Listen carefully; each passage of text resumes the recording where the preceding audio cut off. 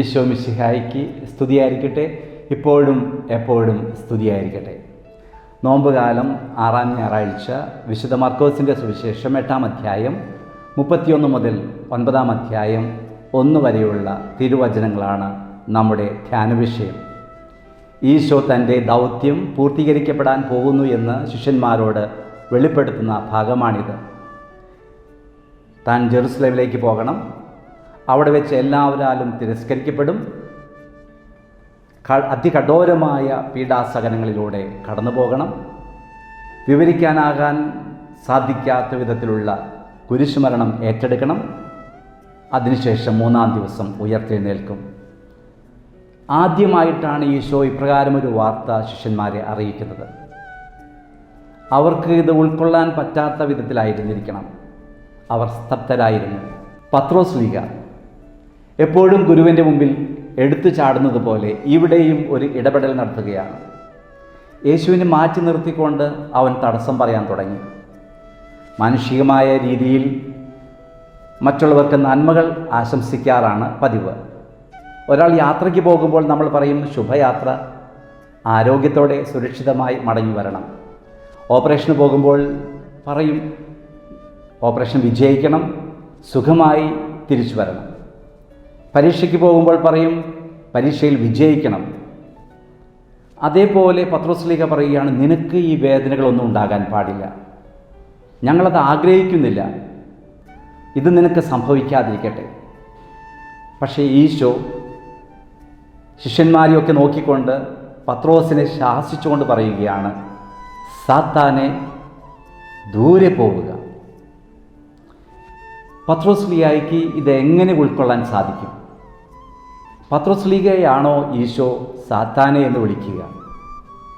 മറ്റുള്ളവരുടെ മുമ്പിൽ വെച്ച് ഈ പത്രോസ് ലീഗ ചെറുതായിപ്പോയോ? എന്താണ് ഈശോ ഇവിടെ അർത്ഥമാക്കുക? ഈശോയുടെ പീഡാസഹനത്തെക്കുറിച്ചുള്ള ആദ്യ പ്രവചനത്തിന് തൊട്ടു മുൻപ് വരുന്ന ഭാഗം കേസറിയ ഫിലിപ്പിയ പ്രദേശത്ത് വെച്ച് നടക്കുന്ന സംഭാഷണമാണ്. ഈശോ ശിഷ്യന്മാരോട് ചോദിച്ചു, ഞാൻ ആരെന്നാണ് നിങ്ങൾ പറയുക? പത്രോസ് ഒരു മടിയും കൂടാതെ ഒറ്റശ്വാസത്തിൽ പറഞ്ഞു, നീ ജീവനുള്ള ദൈവത്തിൻ്റെ പുത്രനായ മിശിഹായാകുന്നു, നീ ഭാഗ്യവാൻ എന്ന് ഈശോ പത്രോസിനോട് മറുപടി പറഞ്ഞു. മാംസരക്തങ്ങളല്ല, സ്വർഗസ്ഥനായ പിതാവാണ് ഈ കാര്യം നിനക്ക് വെളിപ്പെടുത്തി തന്നത്. നീ പാറയാകുന്നു, നീ പത്രോസാകുന്നു, ഈ പാറമേൽ ഞാൻ എൻ്റെ പള്ളി പണിയും. ശിമയോൻ എന്ന പേര് മാറ്റിക്കൊണ്ട് പാറ എന്ന അർത്ഥം വരുന്ന പത്രോസ് എന്ന പേര് നൽകി അനുഗ്രഹിക്കപ്പെട്ട ശിഷ്യനാണ് പത്രോസ്. ഈ സ്ലീഹായോടാണ് ഈശോ പറഞ്ഞത്, സാത്താനെ ദൂരെ പോവുക. പിശാച് ഈശോയെ പരീക്ഷിച്ചുകൊണ്ട് ഇപ്രകാരം പറഞ്ഞു, ഈ കാണുന്ന ആഡംബരങ്ങളെല്ലാം നേട്ടങ്ങളെല്ലാം നിനക്ക് ഞാൻ നൽകും, എന്നെ കുമ്പിട്ട് ആരാധിച്ചാൽ മാത്രം മതി. ഈ സമയത്ത് ഈശോ പിശാചിനോട് പറഞ്ഞു, നീ ദൂരെ പോവുക, എൻ്റെ കൺവെട്ടത്ത് കണ്ടുപോകരുത് എന്നാണ് ഇത് സൂചിപ്പിക്കുന്നത്. ഇതേപോലെയുള്ളൊരു വാചകമാണ് ഈശോ പത്രോസിനോടും പറഞ്ഞത്. സാത്താൻ എന്ന വാക്ക് ഉപയോഗിക്കുമ്പോൾ അതിൻ്റെ അർത്ഥം തിന്മയുടെ ആൾരൂപമായി കാണാം. ദൈവത്തിൻ്റെ മാർഗത്തിലൂടെ ചരിക്കുന്ന വ്യക്തികളെ ദൈവത്തിൽ നിന്ന് അകറ്റുന്ന വ്യക്തിയായി പിശാചിനെ കാണാം. സാത്താൻ എന്ന വാക്കിൻ്റെ മറ്റൊരർത്ഥമാണ് മാർഗതടസ്സം, പ്രതിബന്ധമായി നിൽക്കുക എന്നുള്ളത്. ദൈവത്തിൻ്റെ പദ്ധതികൾക്ക് തടസ്സമായി നിൽക്കുക, മനുഷ്യനെ ദൈവത്തിൽ നിന്ന് അകറ്റുക, ഇതാണ് സാത്താൻ ചെയ്യുന്ന പണി. ഇവിടെ സാത്താൻ പത്രോസ് ലീഹായെ കരുവാക്കുകയാണ്.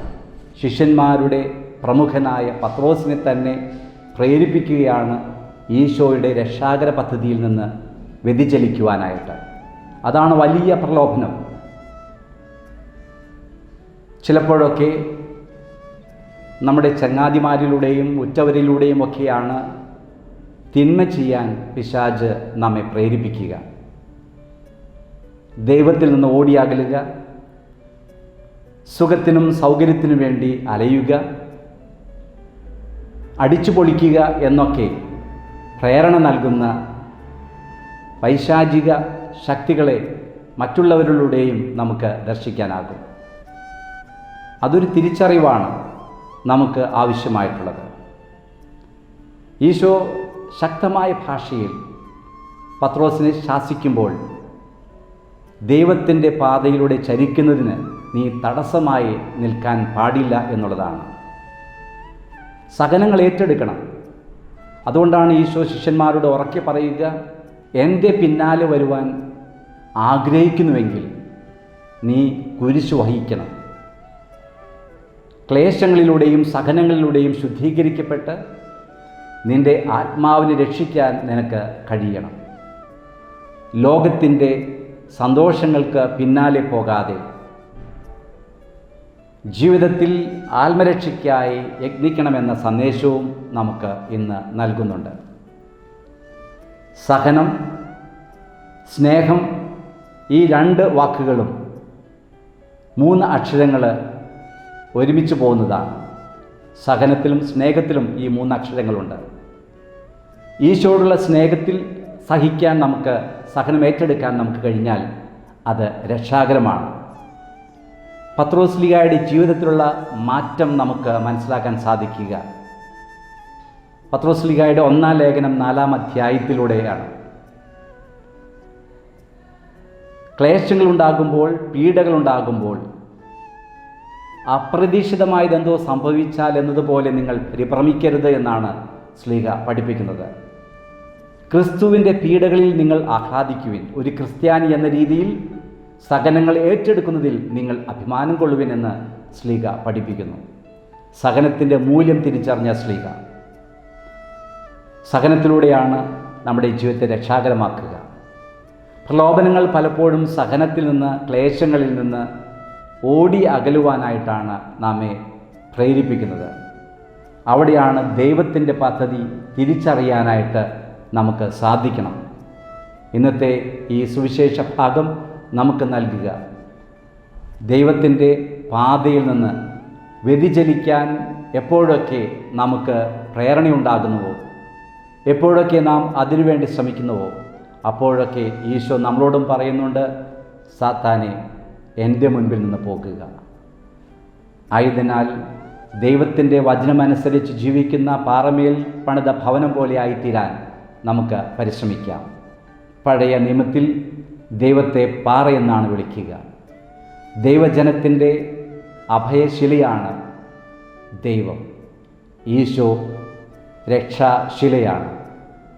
പത്രോസാകുന്ന പാറമേൽ പണിയപ്പെട്ടിരിക്കുന്ന തിരുസഭയിൽ അംഗങ്ങളായ നമുക്ക് സഹനത്തിൻ്റെ മൂല്യം തിരിച്ചറിഞ്ഞുകൊണ്ട് രക്ഷാകരമായ പാതയിലൂടെ ജീവിക്കാൻ നമുക്ക് പരിശ്രമിക്കാം. പീഡാസഹനത്തിൻ്റെ മൂല്യങ്ങൾ തിരിച്ചറിയാം. നമുക്കും പ്രത്യാശയോടെ ഉയർപ്പിലേക്ക് നോക്കിക്കൊണ്ടുള്ള ജീവിതം നയിക്കാനായിട്ട് സാധിക്കട്ടെ. പ്രിയമുള്ളവരെ, വചനാമൃതത്തിൻ്റെ 298-ാമത്തെ എപ്പിസോഡാണിത്. 2019 മാർച്ച് 9-ാം തീയതിയാണ് എറണാകുളം അങ്കമാലി അതിരൂപത വിശ്വാസ പരിശീലന കേന്ദ്രത്തിൻ്റെ ഡയറക്ടറായിട്ട് ചുമതല ഏറ്റത്. അന്ന് വചനാമൃതം 24-ാമത്തെ എപ്പിസോഡായിരുന്നു.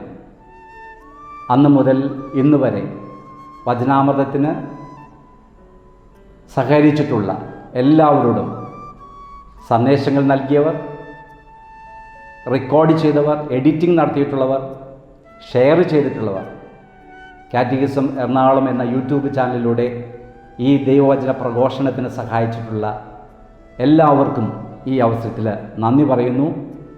മാർച്ച് 16-ാം തീയതി എറണാകുളം അങ്കമാലി അതിരൂപതയുടെ വിശ്വാസ പരിശീലന വിഭാഗത്തിൻ്റെ ഡയറക്ടർ എന്ന നിലയിൽ നിന്ന് മാറി പുതിയ ചുമതല ചേർത്തല പള്ളിപ്പുറം സെൻറ്റ് മേരീസ് ഫൊറോന പള്ളിയുടെ വികാരിയായി പോകുന്ന സമയമാണ്.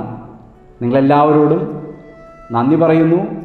ദൈവം നിങ്ങളെല്ലാവരെയും സമർത്ഥമായി അനുഗ്രഹിക്കട്ടെ. പ്രാർത്ഥിക്കണമെന്ന് അപേക്ഷിച്ചുകൊണ്ട് ഈശോ മിശിഹായ്ക്ക് സ്തുതിയായിരിക്കട്ടെ. ദൈവം നിങ്ങളെല്ലാവരെയും സമർത്ഥമായി അനുഗ്രഹിക്കട്ടെ. നന്ദി.